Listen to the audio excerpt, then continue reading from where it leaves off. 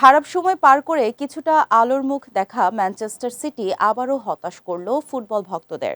সব ধরনের প্রতিযোগিতায় টানা 3 ম্যাচে জয়ের ধারা বজায় রেখে অবশেষে হার মানতে হলো দলটিকে।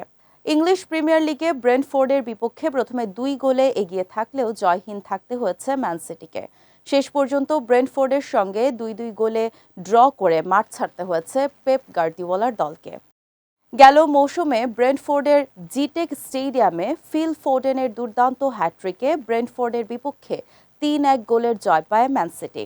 গতকাল রাতে ইংলিশ প্রিমিয়ার লিগের ম্যাচে সেই একই স্টেডিয়ামে একই দলের বিপক্ষে ফোডেনকে পাওয়া গেল সেই চেনা রূপে। 66 ও 78 মিনিটে ফোডেনের করা 2 গোলে জয়ের পথে হাঁটছিল সিটি।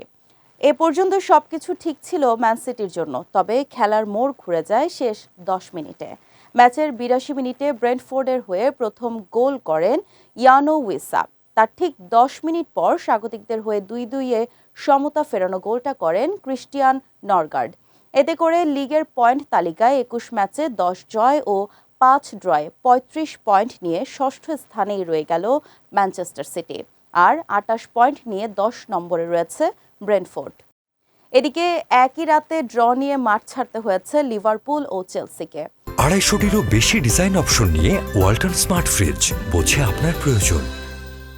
নটিংহামের মাঠে স্বাগতিকদের বিরুদ্ধে 1-1-এ ড্র করেছে পয়েন্ট টেবিলে শীর্ষে থাকা লিভারপুল। অন্যদিকে রাতের আরেক ম্যাচে বোর্নেমাউথের সঙ্গে 2-2 গোলে ড্র করেছে চেলসি।